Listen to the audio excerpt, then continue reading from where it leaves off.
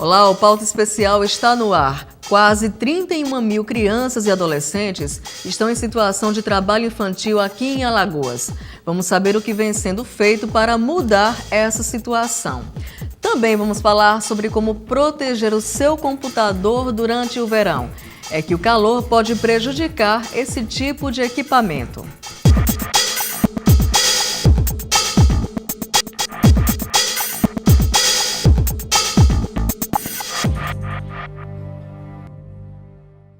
Alagoas teve a segunda maior redução do Brasil no número de crianças e adolescentes em situação de trabalho infantil.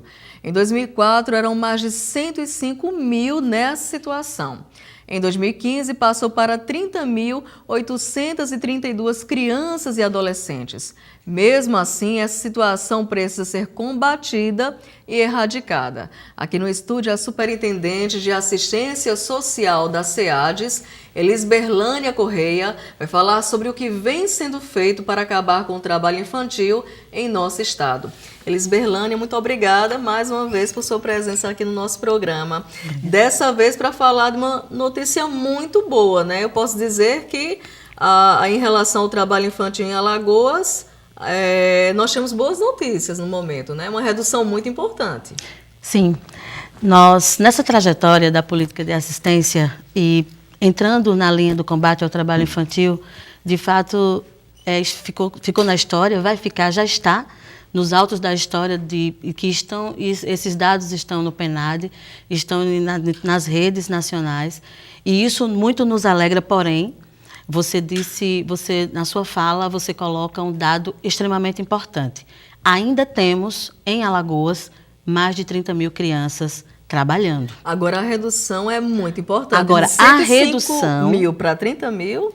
A redução foi extremamente importante. Sabemos que isso é um esforço das 3 esferas de governo, federal, estadual e municipal.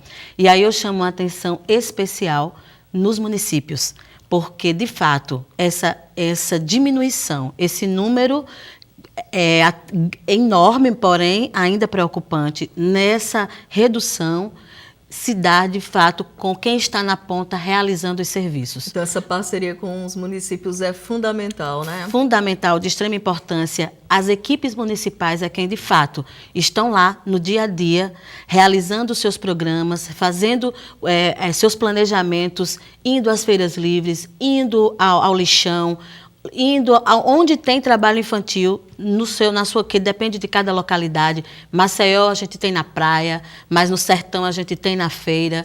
Então são realidades diferentes. Nós temos na agricultura familiar, nós temos nas casas de família, né, que é o trabalho doméstico, que esse ainda está muito escondido, porque de fato é o mais difícil da gente identificar, é o trabalho doméstico, porque quem contrata não diz.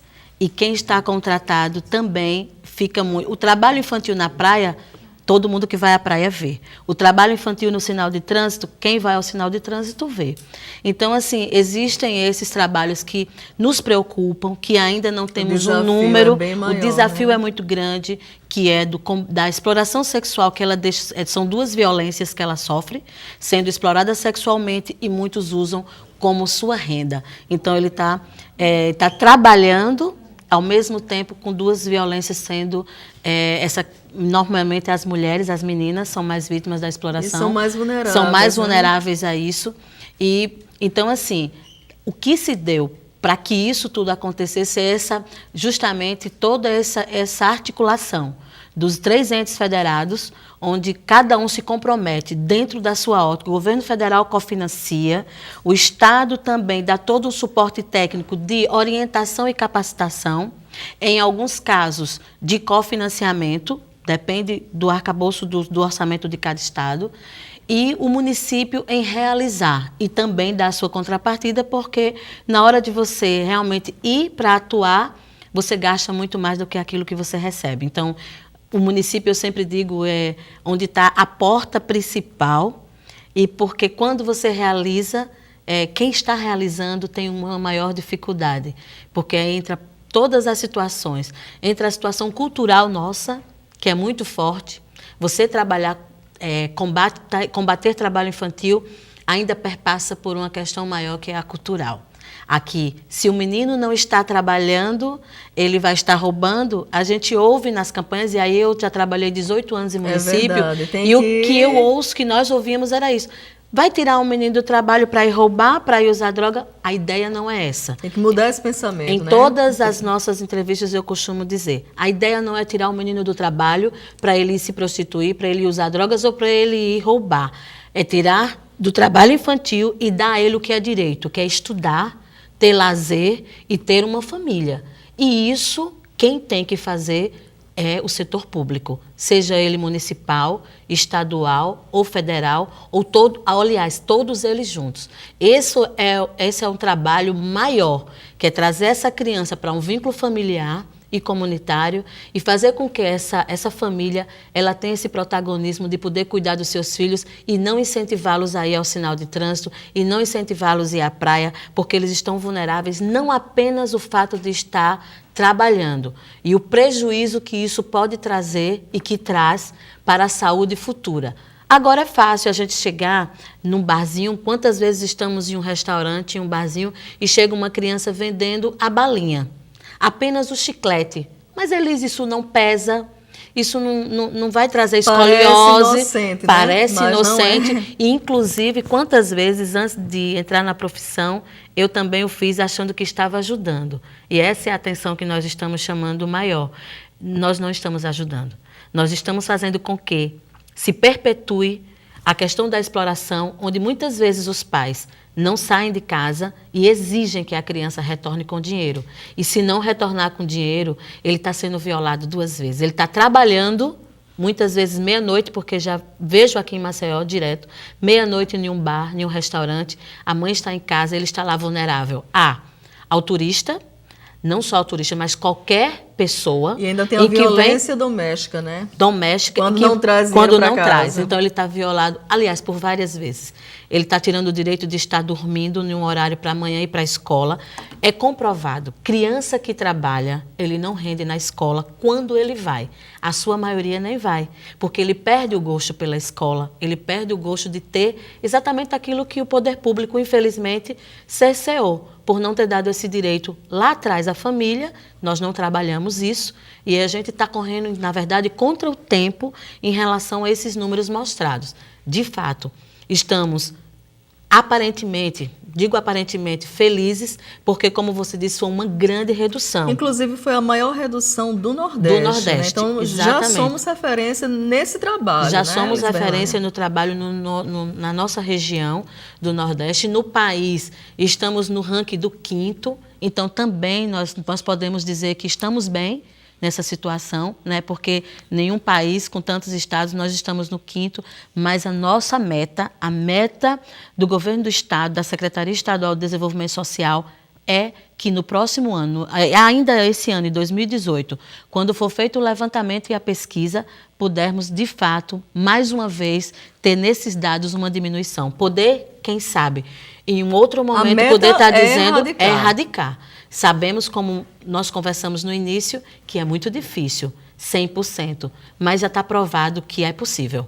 É possível que, se de 105 mil nós estamos em 30, então isso quer dizer que foi o dado de 2015, então tem 2 anos apenas, porque esse dado também é referente a 2017, não está ainda com a PNAD de 2018. Isso quer dizer que há uma grande possibilidade, sim, que se não estivermos aqui enquanto gestão estadual, quem estiver poderá estar dizendo que conseguimos avançar. E isso é o que é mais importante. Sem dúvida. Agora, só para a gente entender melhor o panorama de Alagoas, em que setores ainda é possível encontrar maior número de crianças e adolescentes nessa situação? Ainda é na agricultura, no interior do estado? No interior do estado, ainda é na agricultura e feiras livres. O nosso número maior de crianças e adolescentes realizando trabalho infantil na agricultura e ainda nas feiras livres. Na maior parte, inclusive, entre a agricultura e feira livre, as feiras livres ainda estão em um ranking maior.